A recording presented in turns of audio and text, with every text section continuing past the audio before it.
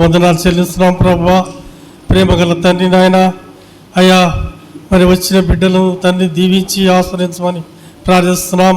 ప్రేమ గల తండ్రి నాయన, సండే పిల్లలు తండ్రి మరి ప్రతి వాక్యం నేర్చుకుంటున్నారు. ప్రతి ఒక్కరు ప్రతి గృహంలో నుంచి పిల్లలను పంపించినట్టు తల్లిదండ్రికి పంపించమని ప్రార్థిస్తున్నాం ప్రభా. సండే టీచర్లను దీవించి అయ్యా మంచి వాక్యము వాళ్ళ హృదయంలో నేర్పించేటట్టు నీ దయచేయమని ప్రార్థన. పిల్లవాడు మరి నడుచు నేర్పము, వాడు పెద్దవాడైనప్పుడు దాని నుండి తొలగిపోడని నీ వాక్యం సెలవిచ్చిన ప్రకారం ప్రభా, బిడ్డలు మంచిగా నేర్చుకొని రాబోయే రోజులలో ప్రభా నీ బిడ్డలుగా నీ సంఘంలో మరి గొప్ప నాయకులుగా వెదుటకు నీ కృప దయచేయమని ప్రార్థిస్తున్నాం ప్రభా. మా సంఘంలో సంఘ పెద్దలను, సంఘ తండ్రి యవనస్తులను, వృద్ధులను, అయ్యా సండే పిల్లలను, స్త్రీలను అందరినీ దీవించి ఆస్వాదించమని ప్రార్థిస్తున్నాం ప్రభా. ప్రేమ గల తండ్రి నాయన, మరి 23, 24, 25 జరగబోయే ఉజ్జీవ కుటుంబంలో తను జయకరముగా జరుగుటకు నీ కృపను దయచేయమని ప్రార్థిస్తున్నాం ప్రభా. అయ్యా మా సంఘంలో ఎవరికి మన తండ్రి గృహాలలో మరి అస్వస్థగా ఉంటే ప్రభా, నా తండ్రి ఆనాడును ఎంతోమందిని స్వస్థపరిచిన దేవుడు కనుక నా తండ్రి ఈ రోజులలో ప్రభా ప్రతి గృహాన్ని దర్శించండి. ఎవరైనా అస్వస్థ ఉంటే స్వస్థపరచమని ప్రార్థిస్తున్నాం ప్రభా. అయ్యా నీ కొందనాలు చెల్లిస్తున్నాం ప్రభా. అయ్యా ఇప్పుడు నీ తండ్రి పాస్టయ్య నీ వాక్యం చెప్తుండగా వాక్యములో మంచి స్వరము, మంచి జ్ఞానము తండ్రి నువ్వే నుండి మాట్లాడమని ప్రార్థిస్తున్నాం. ప్రేమగల తండ్రి ఆ వాక్యం మా హృదయాలను నింపి నిండైన దీవెలతో పంపమని యేసన్నపేట వేడుకొని ప్రార్థిస్తున్నాం తండ్రి. ఆమేన్. థ్యాంక్ యూ దేవదానం గారు. మరి ఈ సమయంలో మనమందరం వ్యక్తిగత ప్రార్థనలో జ్ఞాపకం చేసుకోండి. మన ప్రియులు శాంసన్ గారు, ఖాతా శాంసన్ గారు, వారు కిడ్నీ సమస్యతో మరి వారు గాంధీ హాస్పిటల్లో అడ్మిట్ అయ్యారు. వారి కొరకు మీ వ్యక్తిగత ప్రార్థనలో జ్ఞాపకం చేసుకోండి. సంఘముగా కూడా చివరిలో మనం ప్రార్థిస్తాం.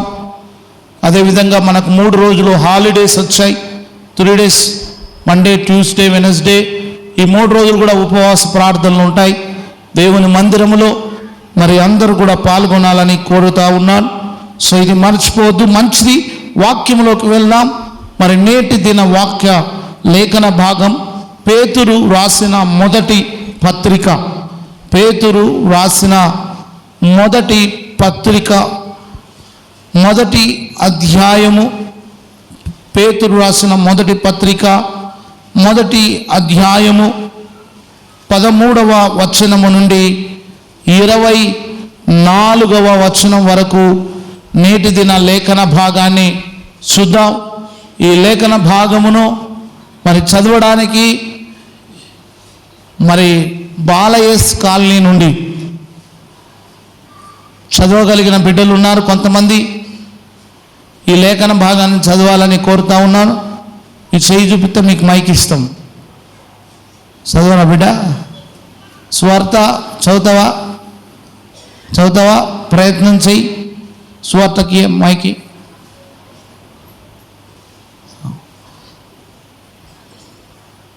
పేతురు రాసిన మొదటి పత్రిక, మొదటి అధ్యాయము 13వ వచనము నుండి 24 వరకు నెమ్మదిగా చదువుబిడ్డ.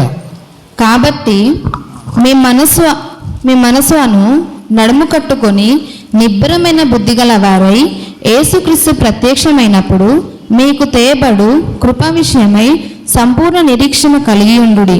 నేను పరిశుద్ధుడనై ఉన్నాను గనుక మీరును మీ విధేయులకు పిల్లలై మీ పూర్వపు అజ్ఞాన దశలో మీకుండిన ఆశలను అనుసరించి ప్రవర్తింపక మిమ్మును పిలిచిన వాడు పరిశుద్ధుడై ఉన్న ప్రకారము మీరును సమస్త ప్రవర్తన యందు పరిశుద్ధులై ఉండుడి. పక్షపాతము లేకుండా క్రియలను బట్టి ప్రతివానిని తీర్పు తీర్చువాడు తండ్రి అని మీరాయనను ప్రార్థన చేయుచున్నారు గనుక మీరు పరదేశులై ఉన్నంత కాలము భయముతో గడుపుడి.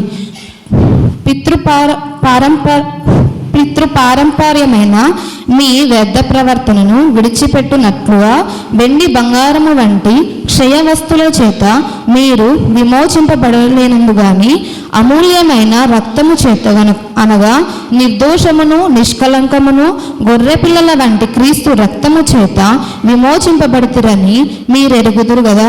ఆయన జగత్తు పునాది వేయకబడ మునిపే నియమింపబడెను గాని తన్ను మృతులలో నుండి లేపి తనకు మహిమనిచ్చిన దేవుని ఎడల తన ద్వారా విశ్వాసులైన మీ నిమిత్తము కడవరి కాలమును యందు ఆయన ప్రత్యక్షపరచబడను. కాగా మీ విశ్వాసమును నిరీక్షణయు దేవుని యందు ఉంచబడి ఉన్నవి. మీరు క్షయబీజము నుండి కాక శాశ్వతమగు జీవము గల దేవుని వాక్య మూలముగా అక్షయ బీజము నుండి పుట్టింపబడిన వారు గనుక నిష్కపటమైన సహోదర ప్రేమ కలుగునట్లు మీరు సత్యమును విధేయులవుట చేత మీ మనస్సులను పవిత్రపరచుకొనిన వారై ఉండి ఒకని ఒకడు హృదయపూర్వకముగాను మిక్కటముగాను ప్రేమించుడి. ఏలైనగా సర్వశరీరులు గడ్డిని పోలిన వారు, వారి ఆనందమంతయు గడ్డి పువ్వుల వలె ఉన్నది. గడ్డి ఎండును, దాని పువ్వు రాలును, అయితే ప్రభువు వాక్యము ఎల్లప్పుడూ నిలుచును. మీరు ప్రకటింపబడిన సువార్త ఈ వాక్యమే. పరిశుద్ధుడా, ప్రేమ కలిగిన మా తండ్రి, చదవబడిన ఈ లేఖనము కొరకై ప్రార్థిస్తూ ఉన్నాం. ఈ లేఖనములో ఉన్న నిజమైన సత్యమైన సర్వసత్యములోకి నడిపించే మా తండ్రి, ఇటు విషయాలను గ్రహించుటకు మా మనోనేత్రములను తెరచి మా ప్రభువా ఉన్నది ఉన్నట్టుగా మా జీవితాల్లో మేము కట్టుకొనుటకు సహాయం చేయమని యేసు నామమున ప్రార్థిస్తున్నాం తండ్రి, ఆమేన్. ప్రియులారా, మనమందరము కూడా సిలువ శ్రమల ధ్యానాల కూడికలో ప్రతిరోజు ధ్యానిస్తూ అనేకమైన విషయాలు పరిశుద్ధ గ్రంథములోకి వెళ్ళి మనము ధ్యానం చేస్తూ వస్తున్నాం. మరి ఇందులో భాగంగా ఈరోజు మనం ఈ ఆదివార దినమున దేవుని వాక్యం వినడానికి అందరము కూడా ఇక్కడికి చేరి వచ్చాం. అయితే ఈ దినము ఒక ప్రత్యేకమైన సందేశాన్ని మీతో మాట్లాడాలని నేను ఆశపడుతూ ఉన్నాను. అదేంటి అంటే, ప్రియులారా, పేతురు ఒక పత్రిక రాసినప్పుడు పేతురు ప్రారంభంలో 1వ అధ్యాయం 1వ వచనంలో ఆయన చెబుతూ ఒక మాట రాశాడు. అదేంటంటే, యేసుక్రీస్తు అపోస్తుడైన పేతురు కామా ఇచ్చి తర్వాత తండ్రి అయిన దేవుని భవిష్యత్తు జ్ఞానమును బట్టి ఆత్మ వలని పరిశుద్ధత పొందిన వారై అనే మాట రాయబడింది. ఈ పేతురు పత్రికలో ఎక్కువగా మెన్షన్ చేయబడిన వర్డ్స్ ఏదైనా ఉంది అనంటే పరిశుద్ధత, పరిశుద్ధత, హోలీ, హోలీ, హోలీ అనేది చాలా సార్లు మెన్షన్ చేయబడినటువంటి మాట. క్రైస్తవ కుటుంబాల్లో అన్నీ ఉంటున్నాయి కానీ, క్రైస్తవ సంఘాల్లో అన్నీ ఉంటున్నాయి కానీ లోపించేది ఒకటి ఉంది. అదేంటంటే పరిశుద్ధత లోపిస్తుంది, పవిత్రత లోపిస్తుంది.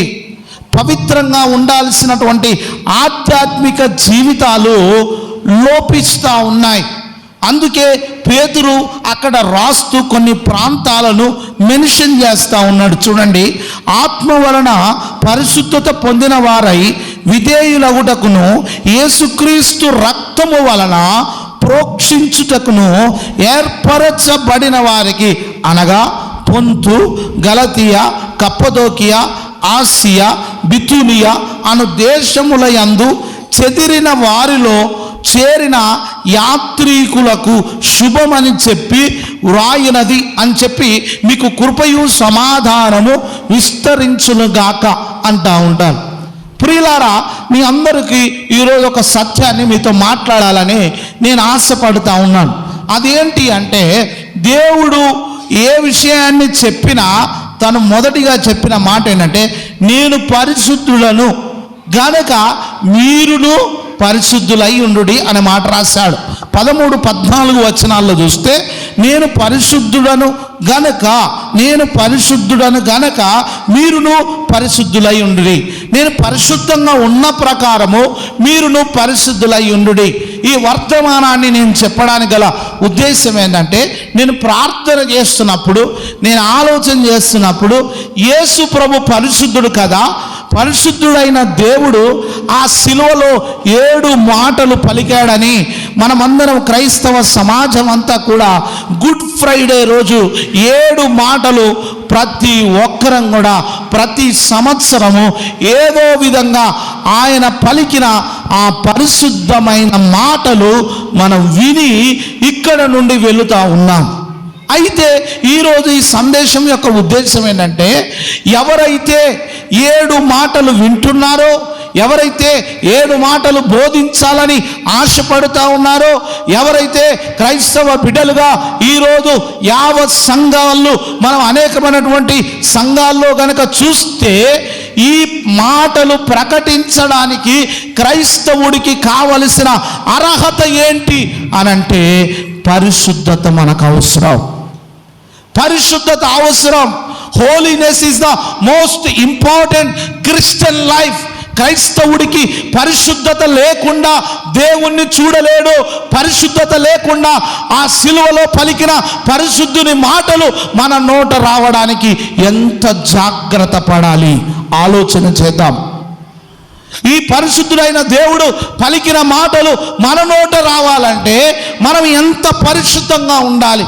ఎంతమంది చర్చ్ గ్రూప్లో, వాట్సాప్ గ్రూప్లో ఉన్నారో నాకు తెలియదు, కానీ ఉదయకాలం నేను ఒక పోస్ట్ పెట్టాను. అయ్యా, 7 మాటలు పలికేవారు, 7 మాటలు ప్రకటించాలనుకున్న వారిలో ఉండాల్సినటువంటి ఆత్మీయమైన కొన్ని అర్హతలు చెప్పాను. అది ఈ వాక్యం చదివిన తర్వాత దేవుడు నాతో మాట్లాడిన ఆధ్యాత్మికమైన విషయాలు ఏంటి అంటే, నువ్వు ఎన్ని సంవత్సరాల నుండి క్రైస్తవుడు అనేది కాదు, ఎన్ని సంవత్సరాల నుండి నువ్వు బోధిస్తున్నావని కాదు, ఎన్ని సంవత్సరాల నుండి వాక్యం వింటున్నావని కాదు. ఈ టెలివిజన్ ద్వారా కూడా చాలామంది నా వర్తమానాన్ని వింటున్న వాళ్ళు ఉన్నారు. చాలామందిలో ఆలోచన తీసుకొని మనం ఒక్కసారి ఆలోచన చేద్దాం. దేవుని జనాంగమా, పరిశుద్ధుడైన దేవుడు సిలువలో పలికిన 7 మాటలు మనము మన నోట ప్రకటించాలంటే మనకు ఎంత పరిశుద్ధత ఉండాలి, మనలో ఎంత పరిశుద్ధంగా ఉండాలి, మనలో ఎంత పవిత్రమైన ఆలోచనలు ఉండాలి. ఇదిగో రోమా పత్రికలో అన్నాడే అపోస్తలుడైన పౌలు, నీతిమంతుడు లేడు, ఒక్కడును లేడు, అందరూ పాపము చేసి దేవుడు అనుగ్రహించు ఆయన మహిమను పొందలేకపోతున్నారు. కానీ దాని తర్వాత ఒక మాట అంటాడు, ఏంటంటే క్రీస్తు రక్తము మనల్ని పరిశుద్ధులుగా చేసింది. యేసుక్రీస్తు రక్తం మనల్ని పరిశుద్ధులుగా చేసింది. చాలామంది నీటి బాప్తిసం పొందిన వాళ్ళు ఉన్నారు, క్రైస్తవులుగా అనేక సార్లు వారం దేవుని ఆలయానికి వస్తున్న వాళ్ళు ఉన్నారు. కానీ ఇంకా లోపిస్తున్న విషయం ఏంటంటే, హోలీనెస్ కనబడట్లేదు, పరిశుద్ధత కనబడట్లేదు, పవిత్రత కనబడట్లేదు, పవిత్రమైన ఆలోచనలు రావట్లేదు, పవిత్రమైనటువంటి మనస్సాక్షి మనలో ఇంకా చాలా తక్కువ కరువైపోయింది. సంవత్సరం అంతా కూడా దేవుని ఆలయానికి రాకుండా ఒక గుడ్ ఫ్రైడే రోజే ఏదో ఒక మాట చెప్పడానికి నేను ఆలయానికి వస్తా అంటే నీలో పరిశుద్ధత లేదు, నీలో పవిత్రమైన ఆలోచనలు లేవు. అది మానవ ఇచ్చను బట్టి మాట్లాడితే మనలో, మన కుటుంబానికి సరి అయింది కాదు బిడ్డ. ఎందుకు అంటే దేవుని వాక్యం సెలవిస్తుంది, నేను పరిశుద్ధుడను గనక మీరును పరిశుద్ధులై ఉండుడి. ఆయన పరిశుద్ధంగా జీవించి చూపించాడు, ఆయన పరిశుద్ధంగా ఈ లోకములో పుట్టాడు, ఆయన పరిశుద్ధంగానే మనుషులు తృణీకరించినా సరే ఆయన నోటి మాట చేత కూడా పాపం చేయలేదు. మరి మనం పరిశుద్ధంగా ఉండాలి. పరిశుద్ధంగా ఉండాలి అంటే ఏం చేయాలి? ప్రతిదినము కూడా పరిశుద్ధంగా ఉండడానికి ప్రయత్నం చేస్తున్నాం. అయ్య గారు, మేము ఇంకా ఏం చేయాలి అంటే, పేతురు ఈ ప్రాంతాల్లో ఉన్న వారికి ఒక సవివరణ ఇచ్చాడు. ఆ వివరణ ఏంటంటే, మీరు 14వ వచనం నుండి మనం గమనించుదాం. ఇప్పుడు 4 స్తంభాల లాంటి విషయాలు మీతో చెప్తాను. 4 pillars for the Holi life. పవిత్రంగా జీవించడానికి 4 పిల్లర్ లాంటి ఆ మంచి విషయాలు మన హృదయాల్లో రాసుకుందాం. మనకు తీసుకొచ్చిన నోట్బుక్లు రాసుకుందాం. మరలా ఇంటికి వెళ్ళి నెమరు వేద్దాం వాక్యాన్ని. ఇక్కడ మొట్టమొదటిది ఆయన 14వ వచనంలో, నేను పరిశుద్ధుడనై ఉన్నాను గనుక మీరును పరిశుద్ధులై ఉండుడని వ్రాయబడి ఉన్నది కాగా మీరు విధేయులకు పిల్లలై మీ పూర్వపు అజ్ఞాన దశలో మీకుండిన ఆశలను అనుసరించి ప్రవర్తింపక మిమ్మును పిలిచిన వాడు పరిశుద్ధుడై ఉన్న ప్రకారము మీరును సమస్త ప్రవర్తన యందు పరిశుద్ధులై ఉండుడి. కొన్ని విషయాల్లోనైనా పవిత్రంగా ఉండమని చెప్పాడు దేవుడు, లేకపోతే కొన్నిసార్లే పవిత్రంగా ఉండమన్నాడా? 3 రోజుల ఉపవాస ప్రార్థన అప్పుడే పవిత్రంగా ఉండమన్నాడా? 40 రోజుల ప్రార్థనలప్పుడు ఆయన పరిశుద్ధంగా ఉండమన్నాడా? కాదు బిడ్డ. సమస్త ప్రవర్తన యందు, నువ్వు ఆలయంలో ఉన్నా, ఆలయం వెలుపలో ఉన్నా, నువ్వు ఇంటి దగ్గర ఉన్నా, నువ్వు ఎక్కడ ఉన్నా సరే నీ ప్రవర్తన చాలా పరిశుద్ధంగా ఉండాలి, చాలా హోలీగా ఉండాలి. కొన్ని కుటుంబాల్లోకి నీకు వెళ్ళినప్పుడు రోజు ప్రార్థన చేస్తుంది అయ్యగారు, ఇంటికి రాగానే అపవిత్రమైన మాటలు, ఇంటికి రాగానే అపవిత్రమైన తలంపులు. రోజు ప్రార్థన చేస్తారు అయ్యగారు, ఇంటికి రాగానే ఇదిగో లేనిపోయినటువంటి తలంపులు కలిగి ఉంటారు. కాదు బిడ్డ, దేవుని వాక్యం సెలవిస్తుంది సమస్త ప్రవర్తన యందు పరిశుద్ధంగా ఉండాలి. అలా ఉండాలంటే 4 విషయాలు. మీతో మొట్టమొదటి విషయం యేసు ప్రభు వారే చెప్పారు, 17వ వచనంలో ఉంది. ఆ మొదటి విషయం ఏంటంటే, పక్షపాతము లేకుండా క్రియలను బట్టి ప్రతివానిని తీర్పు తీర్చువాడు తండ్రి అని మీరు ఆయనకు ప్రార్థన చేయుచున్నారు గనుక మీరు పరదేశులై ఉన్నంత కాలము భయముతో గడుపుడి. ఇది మొదటి విషయం. మనం పరిశుద్ధంగా ఉండాలి అంటే మనలో దేవునికి భయపడి పక్షపాత ధోరణి లేనటువంటి బ్రతుకు మనం బ్రతకాలండి. ఇది నేను మొదటిగా కోరుకునేది. మనలో పరిశుద్ధత ఎందుకు ఉండలేదు తెలుసా? పక్షపాతం దాన్నే in English it says partiality వల్ల కలిగేది ఏంటో తెలుసా? You will show your personality. అంతే. పార్షాలిటీలో నువ్వు చూపించేది ఏంటో తెలుసా? పార్షాలిటీ.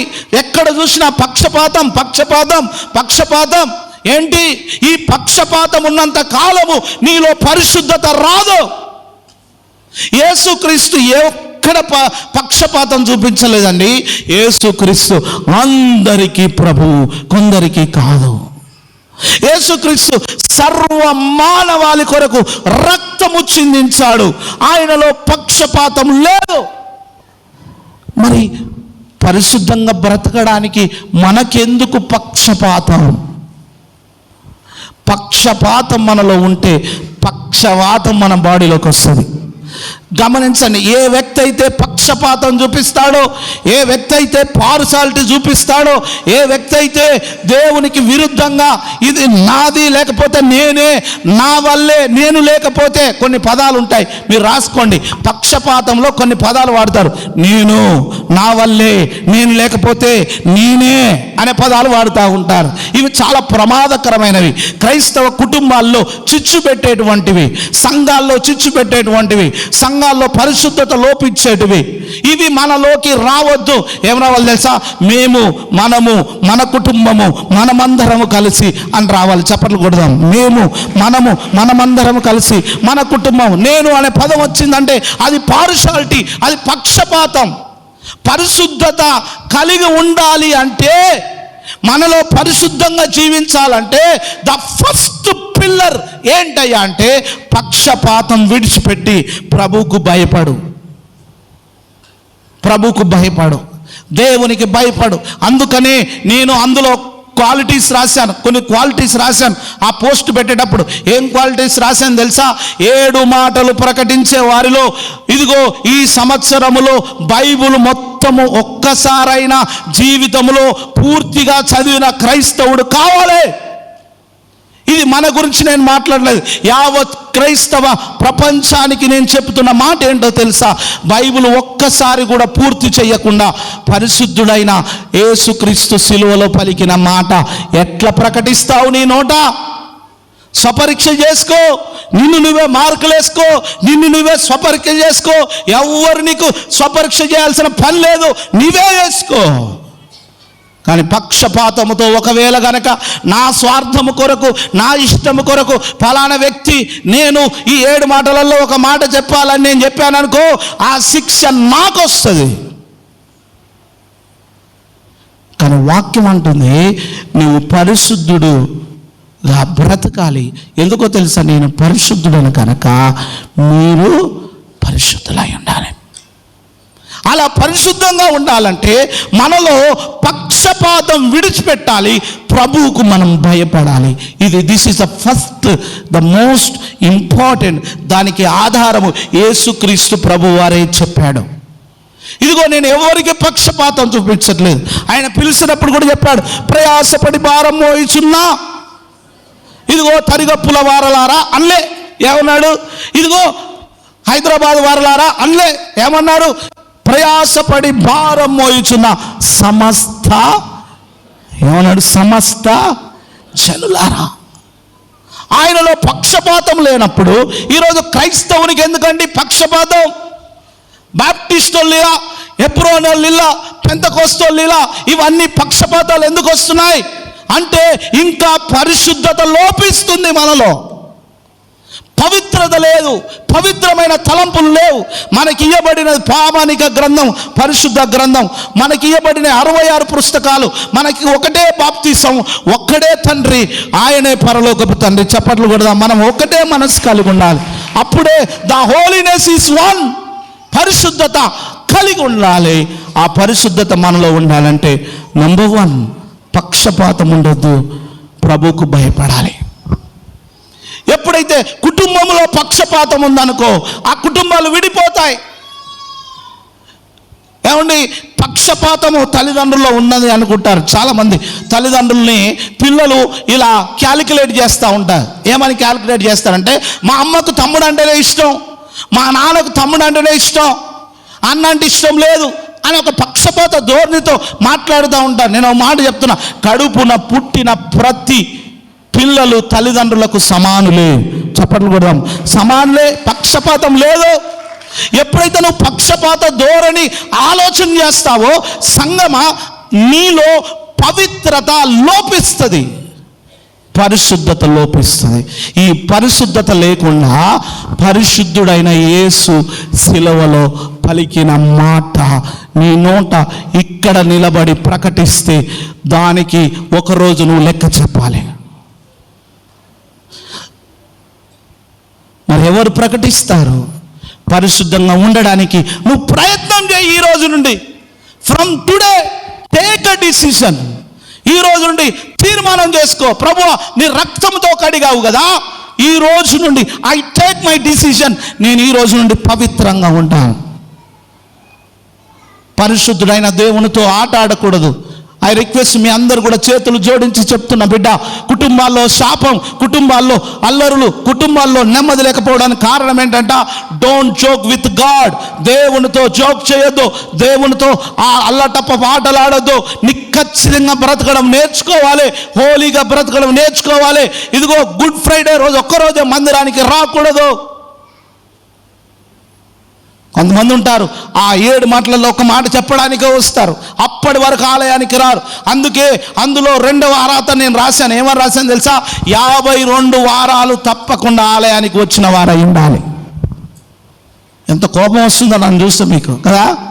కానీ దేవుడు నాతో చెప్పమన్నదే మీతో చెప్తున్నా. హల్లెలూయా. ఖచ్చితంగా అది మీ కుటుంబ క్షేమం కొరకే. నేను పరిశుద్ధులను కనుక మీరును. అందుకని అన్నాడు, పక్షపాతం విడిచిపెట్టు, ప్రభువుకు భయపడు. ఇది మొదటిది. అప్పుడు నువ్వు పరిశుద్ధంగా బ్రతకడం అలవాటు చేసుకుంటావు. ఇక రెండవది మనం ఏం చేస్తే పరిశుద్ధంగా ఉంటామంటే 18వ వచనం చూడండి. పితృపారంపర్యమైన మీ వ్యర్థ ప్రవర్తనను విడిచిపెట్టునట్లుగా అన్న తర్వాత, వెండి బంగారముల వంటి క్షయ వస్తువుల చేత మీరు విమోచింపబడలేదు, కానీ అమూల్యమైన రక్తము చేత, అనగా నిర్దోషమును నిష్కలంకమునగు గొర్రె పిల్ల వంటి క్రీస్తు రక్తము చేత విమోచింపబడితిరని మీరు ఎరుగుదురు కదా.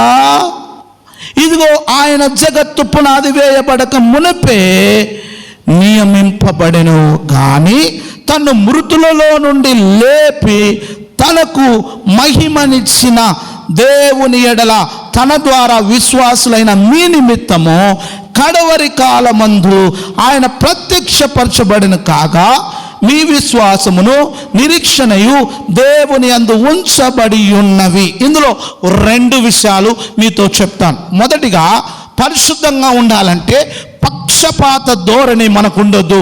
ప్రభుకు భయపడాలని పేతురు మొదటి పత్రికలో ఆయన సెలవిస్తూ ఉన్నాడు. రెండో విషయాన్ని ఏం చెప్తున్నాడంటే, పితృపారంపర్య ఆచారంగా, ఇక్కడ ఆ మాట రాయబడి ఉంది, మీరు ఒక్కసారి దాన్ని అండర్లైన్ చేసుకోండి. పితృపారంపర్యమైన అనే మాట రాయబడింది. పితృపారంపర్యమైన, in English it says the forefathers. మనం ఏం చేస్తామంటే పితరుల నాటి నుండి వచ్చేది కనుక మేము ఆచరిస్తామని అంటాం. ఓకే, మీరు ఆచరించండి, దానికి ఏం బాధ లేదు, దాన్ని ఆచరిస్తాం, ఓకే. కానీ ఒక మాట గుర్తుపెట్టుకోండి, నువ్వు పితృపారంపర్య ఆచారంగా ఒకవేళ కనుక నువ్వు ఆచరిస్తే నీవు దేవుని సింహాసనం ఎదుట నిలబడే రోజు సమాధానం చెప్పాలి. అందుకని అక్కడ అన్నాడు, నీవు పరిశుద్ధంగా ఉండాలి అంటే పితృపారంపర్యమైనది ఏది మనల్ని పవిత్రంగా చెయ్యలేదు, కానీ క్రీస్తు రక్తమే మనల్ని పవిత్రులుగా చేసింది. బంగారం నిన్ను బాగు చేయలేదు, వెండి నిన్ను బాగు చేయలేదు, వాటి వల్ల నువ్వు శుద్ధి కాలేదు, ధనం వల్ల నువ్వు శుద్ధి కాలేదు. నువ్వు శుద్ధి అయింది ఏది వల్ల అంటే నిష్కలంకమైన రక్తము వలన. అందుకే రెండో విషయాన్ని, నువ్వు పరిశుద్ధంగా ఉండాలి అని అంటే నీవు పితృపారంపర్యమైన దాన్ని విడిచిపెట్టాలి, డిలీట్ చేయాలి, దాన్ని డిలీట్ చేయాలి. ఒక నూతన వరవడికి, ఒక నూతన ఉజ్జీవానికి, ఒక నూతన పవిత్రమైన జీవితానికి మనము నాంది పలకాలి. అందుకని అంటాడు పితృపారంపర్యమైన, ఇదిగో ఆయన రాసిన మాట, మీ వ్యర్థ ప్రవర్తనను విడిచిపెట్టాలి. నువ్వు పరిశుద్ధంగా ఉండాలి అంటే సంఘములో పక్షపాతం విడిచిపెట్టు, ప్రభుకు భయపడు, మొదటిదైతే. రెండవది, పితృపారంపర్యమైన ఆచార సంబంధమైంది విడిచిపెట్టు. పవిత్రంగాను ఉండడం అలవాటు చేసుకో, హోలీగా బ్రతకడం అలవాటు చేసుకోవాలి. నీ మాటలో పవిత్రత కనబడాలి. నీ వస్త్రధారణ ఎంత తెల్లగా కనబడుతుందో నీ హృదయ అంతరంగము కూడా అంతే తెల్లగా, తెల్లగా కనబడాలి. పితృపారంపర్యమైనవి, అయా మా తాత ముత్తాతల నుండి వస్తున్నది, నువ్వు ఇప్పుడు వచ్చి మార్చేస్తున్నావా అని మీరు అనుకోవచ్చు. బిడ్డ, నేను కాదు మార్చేది, పరిశుద్ధ లేఖనం చెప్తుంది, నేను పరిశుద్ధులను కనుక మీరు పరిశుద్ధులై ఉండండి. చప్పట్లు కొడదాం, నేను పరిశుద్ధులను. దీన్ని పాటిస్తాం, దీన్ని వెంబడిస్తాం, ఇదేం చెప్తుందో దాన్ని మనం పాటిస్తాం. పితృపారంపర్యంగా వస్తున్నది నేను పాటిస్తా అంటే కాదు, కుదరదు. ఈ వాక్యం ఏం చెప్తుందో అదే పాటిస్తాం. అందుకని అందులో ఒక మాట పెట్టాను, అదేంటో తెలుసా? ఇదిగో పితరుల నాటి నుండి వస్తుంది, నేను ఎట్లయినా బ్రతుకుతా అంటే కాదు. ఆ కండిషన్లలో 6వ మాట రాశాను, అందరితో సమాధానంగా ఉన్న వాళ్ళు మాత్రమే యేసుక్రీస్తు పరిశుద్ధమైన శిలువలో పలికిన మాట మాట్లాడాలి. సంఘములో ఉన్న ప్రతి ఒక్కరితో, నీ కుటుంబంలో ఉన్న వారితో నువ్వు ఖచ్చితంగా సమాధానపడి ఉండాలి. ఒకవేళ అసమాధానంగా ఆయన పలికిన శిలువలో పలికిన మాట నేను మాట్లాడుతా, సమాధానం లేకపోయినా అంటే నేను బాధ్యుని కాదు బిడ్డ, దేవునికి నువ్వే లెక్క చెప్పాలి. అందుకని అంటున్నాడు, నేను పరిశుద్ధుడని కనుక మీరును పరిశుద్ధుడు. అలా ఉండాలంటే పక్షపాతం విడిచిపెట్టు, ప్రభుకు భయపడు.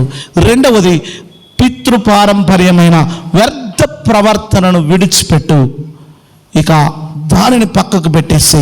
ఇక మూడవది అందులోనే రాశాడు, మనం 21వ వచనంలో చూస్తే, ఇదిగో ఏమనాలట, ఆ జగత్తు పురాణు వేయబడక మునిపే నియమింపాడు. కానీ తన్ను మృతులలో నుండి లేపి తనకు మహిమనిచ్చిన దేవుని ఎడల తన ద్వారా విశ్వాసులైన అనే అక్కడ రాసుకోండి, అండర్లైన్ చేసుకోండి. విశ్వాసులైన మీ నిమిత్తము కడవరి కాలమందు ఆయన ప్రత్యక్షపరచును బడెను కాగా మీ విశ్వాసమును నిరీక్షణను, ఈ రెండు విషయాలు, విశ్వాసమును నిరీక్షణను దేవుని యందు ఉంచాలి.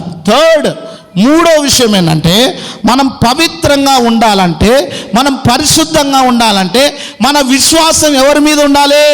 దేవుని మీద ఉండాలి. మన నిరీక్షణ ఎవరి మీద ఉండాలి?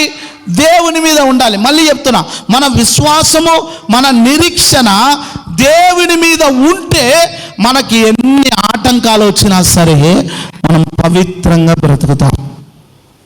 హల్లెలూయా. మనం పవిత్రంగా జీవిస్తాం, మన హోలీగా బ్రతుకుదాం. మనము ఎక్కడికి వెళ్ళినా సరే మనల్ని గుర్తిస్తారు ప్రజలు. ఏమంటారు తెలుసా? ఇదిగో వీరు క్రైస్తవ బిడ్డ, దేవుని ఎరిగినటువంటి బిడ్డ, ఈయనకు విశ్వాసం ఎక్కువ, ఈయన విశ్వాసంలో పునాది కట్టుకున్నాడు గనక, ఈయన నిరీక్షణ యేసుక్రీస్తు మీదే గనక ఈయనకు అపవిత్రమైన ఏవి కూడా అంటకుండా జాగ్రత్తగా ఉంచుదామంటారు. ఆయా సమయాల్లో నేను ఎప్పుడైనా మా బంధువుల ఇంటికి కానీ, ఒకవేళ దేవుని ఎరగని బిడ్డల ఇంటికి వెళ్ళినప్పుడు నాకు ఎట్టి పరిస్థితుల్లో కూడా వాళ్ళతో కలిసి భోజనం పెట్టారు. ఒక పవిత్రమైన స్థలంలో కూర్చోబెట్టి చక్కగా వారు ఏర్పాటు చేస్తూ ఉంటారు. ఎందుకు ఆ పవిత్రమైన ఆలోచన వారిలోకి వస్తుంది అని అంటే, ఇదిగో మూడో విషయం, నేను పరిశుద్ధుడని కనుక మీరు పరిశుద్ధుడై ఉండాలి అంటే మీ విశ్వాసము దేవుని మీద ఉండాలి, మీ నిరీక్షణ దేవుని మీద ఉండాలి. అప్పుడే నీలో హోలీనెస్ అనేది చాలా స్పష్టంగా వస్తుంది. నీ నోట అపవిత్రమైన మాటలు రావు, నీలో అపవిత్రమైన తలంపులు రావు. నీ నోట ఎప్పుడు పరిశుద్ధుడు పరిశుద్ధుడు పరిశుద్ధుడు అని దేవుని కొరకు బ్రతకడానికి మనం ప్రయత్నం చేస్తూ ఉంటాం. అందుకని అంటాడు, నీ నిరీక్షణ దేని మీద ఉంది? నీ విశ్వాసము దేని మీద ఉంది? నీ ఆలోచన దేని మీద ఉంది? ఇక పరిశుద్ధతను కట్టుకోవడానికి మొదటి పిల్లర్, పక్షపాతాన్ని విడిచిపెట్టి ప్రభుకు భయపడు, ఆ పిల్లర్ను కట్టుకో. రెండవది, పితృపారంపర్యమైనటువంటి అలవాట్లన్నీ విడిచిపెట్టి ఇదిగో నిష్కలంకుడైన దేవుని మీద నీ జీవితాన్ని కట్టుకో. ఇక మూడవ పిల్లర్ చాలా ఇంపార్టెంట్, విశ్వాసము నిరీక్షణ దేవుని మీదనే వెయ్యాలి. పేరు ప్రఖ్యాతల కొరకు ఏది చెయ్యొద్దు బిడ్డ, పేరు ప్రఖ్యాతల కొరకు ఏది చెయ్యొద్దు. నా పేరు ఉండాలి, నా పేరు ఫలానా చోటు ఉండాలి. నీ పేరు పరలోకములో జీవగ్రంథం తెరవగానే కనబడాలి. చప్పట్లు కొడదాం. నీ పేరు జీవగ్రంథం తెరవగానే అక్కడ నీ పేరు కనబడాలి. అక్కడ నీ కొరకు ఉంచబడిన జీవ కిరీటం అక్కడ ఉండాలి, ఇక్కడ వద్దు. బెంచీల మీద, ఫ్యాన్ల మీద, దీని మీద, దాని మీద నీ పేర్లు ఎందుకు? అవసరమేముంది? అవి ఎప్పుడో తుచ్చమైపోతాయి, అవి ఎప్పుడో నశించిపోతాయి. ఒక సహోదరుడు ఫ్యాన్ తీసుకొచ్చాడు మన చర్చిలోకి. ఆ ఫ్యాన్కు ఉన్న రెక్కలన్నిటి మీద పేరు రాశాడు. తీసి వెనక తీసుకుపోమని చెప్పాను. వద్దు బాబు, ఇక్కడ కాదు నీ పేరు రాయవలసింది, ఫ్యాన్ రెక్కల మీద కాదు. తిరిగితే కనబడుతుందా పేరు? కనబడదు, అవసరం లేదు. పరలోకమందు దేవుడు నీకు లెక్కించు. నీ నిరీక్షణ ఎక్కడుంది? నీ విశ్వాసం ఎక్కడుంది? దేవుని మీద ఉండాలి. దేవుని మీద నీ ఆలోచన, నీ తలంపు, నీ నిరీక్షణ దేవుని మీద ఉంటే నీ ఆలోచనలు కూడా చాలా పరిశుద్ధంగా ఉంటాయి. అందుకని అంటున్నాడు, 7 మాటలు ప్రకటించడానికి నీ మనసులో ఒకవేళ ఆలోచన ఉంటే బిడ్డ, నువ్వు నీకు నువ్వే స్వపరీక్ష చేసుకో. నేను 52 వారాలు దేవుని ఆలయానికి వచ్చానా? ఒక్కసారైనా పరిశుద్ధ గ్రంథాన్ని చదివానా? అందరితో సమాధానంగా ఉండగలుగుతున్నానా? అలా ఉండనప్పుడు ఆ పరిశుద్ధుడు ఆ శిలువలో పలికిన మాట, పాపి అయిన నా నోట బయటికి రావాలంటే నేను ఎంత పవిత్రంగా ఉండాలి. ఇప్పటికీ మీకు అవకాశం ఉంది బిడ్డ. ఈ మిగిలిన రోజులలో ఉపవాసం ఉండి ప్రార్థన చేయండి. నాకు దేవా ఈ అవకాశాన్ని కల్పించు, నాకు ఈ అవకాశాన్ని కల్పించు.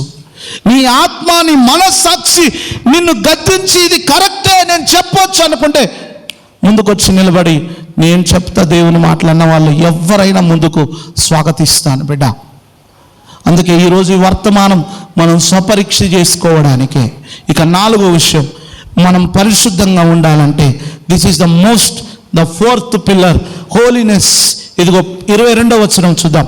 మీరు క్షయబీజము నుండి కాక శాశ్వతమగు జీవము గల దేవుని వాక్య మూలముగా అక్షయ బీజము నుండి పుట్టింపబడిన వారు గనుక నిష్కపటమైన, అందరూ అండర్లైన్ చేసుకోండి, నిష్కపటమైన సహోదర ప్రేమ ఉండాలా.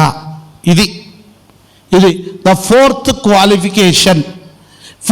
Qualification for holiness, fourth pillar for holiness. పవిత్రతకు ఉండాల్సిన 4వ పిల్లర్. మొదటి పిల్లర్ పక్షపాతం ఉండొద్దు, ప్రభుకు భయపడాలి. 2వది పితృపారంపర్యమైన ఆచారాలు పక్కకు పెట్టాలి. 3వది విశ్వాసము, నిరీక్షణ దేవుని మీద ఉండాలి. ఇక 4వది సహోదర ప్రేమ. నిన్ను వలె నీ పొరుగు వారిని ప్రేమించమని చెప్పిన ఈ